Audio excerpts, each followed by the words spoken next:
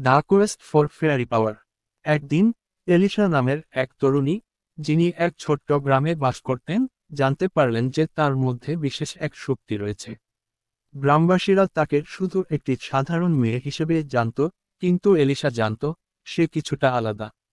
তার একটি পুরনো পুঁথি ছিল, যা তার মায়ের কাছ থেকে পাওয়া। সেই পুঁথি তাকে নির্দেশ দিল, এক রহস্যময় শক্তি তার মধ্যে লুকিয়ে আছে।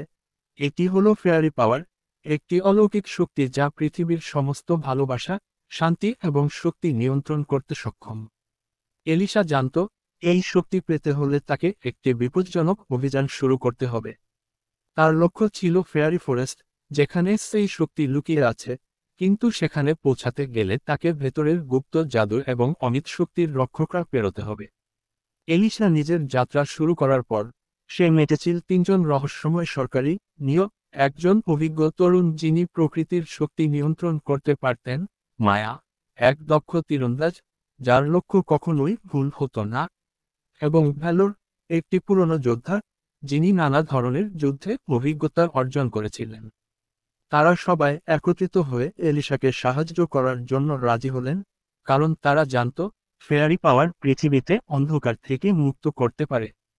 তারা এক জাদুকরী পর্বত পেরিয়ে এক বিশাল জঙ্গল অতিক্রম করল, যেখানে প্রবল ঝড়, বিষাক্ত সাপ ও গাছের প্রাণী তাদের পথে দাঁড়াচ্ছিল।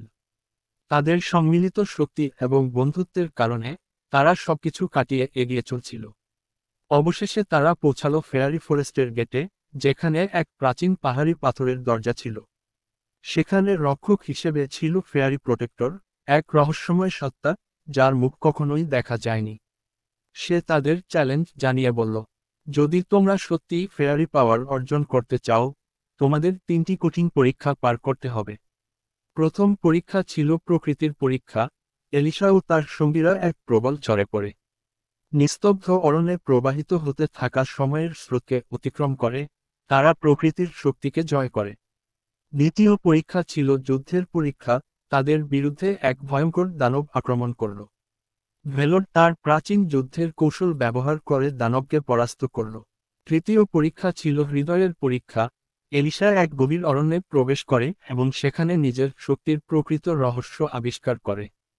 সে বুঝতে পারল ফেয়ারি পাওয়ার আসলে তার নিজের হৃদয়ের শক্তি, তার সাহস, ভালোবাসা ও অদম্য ইচ্ছা থেকেই উৎসারিত হয়। শেষে তাদের সকলের শক্তির সম্মিলনে ফেয়ারি ফরেস্টের মধ্যে উজ্জ্বল আলো জ্বলতে শুরু করল। এলিসা তার হাতে ফেয়ারি ক্রিস্টাল ধরল, যা তাকে অমিত শক্তি প্রদান করল। তারপর এলিসা অনুভব করল এই শক্তি কেবল একাগ্রতার মাধ্যমে পূর্ণ হয়ে ওঠে, এবং তার সিদ্ধান্তে পৃথিবী বদলে যাবে।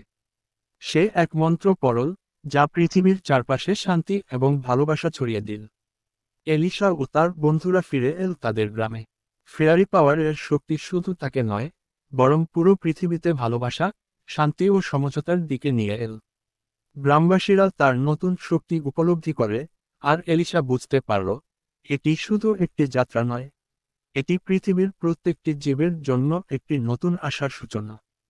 তারপর এলিসা একটি নতুন শপথ নিল, এই শক্তি ব্যবহার করে পৃথিবীতে আরও সুন্দর, শান্তিপূর্ণ এবং মানবিক জায়গায় পরিণত করবে।